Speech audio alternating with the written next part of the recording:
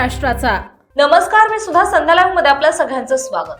दौंड तालुक्यातील पाटस दौंड रस्त्यावरील जगदंबा हॉटेलमध्ये गॅस सिलेंडरच्या गळतीमुळे भीषण स्फोट झाला.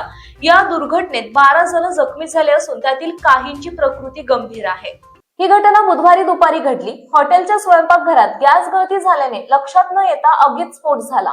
अचानक झालेल्या स्फोटामुळे हॉटेलचे संपूर्ण छत उडाले होते. त्यामुळे परिसरात भीतीचे वातावरण पसरले.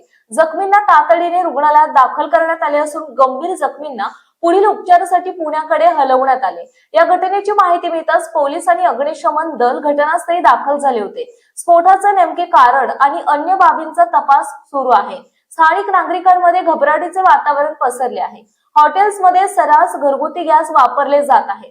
व्यावसायिक गॅस वापरणे बंधनकारक आहे, परंतु सर्व नियमांना हरताळ देत ग्राहकांच्या जीविताशी खेळत आहे. प्रशासनाच्या वतीने अशा हॉटेल्सवरती कारवाई होणे गरजेचे आहे, अशी मागणी सध्या नागरिक करतायत. संध्यालाईव्हसाठी प्रतिनिधी संजय सोनवणे, दौंड. ताज्या आणि महत्त्वपूर्ण बातम्या पाहण्यासाठी आजच आमच्या संध्या लाईव्ह न्यूज चॅनलला YouTube वर सबस्क्राईब करा आणि बेल आयकॉन प्रेस करा.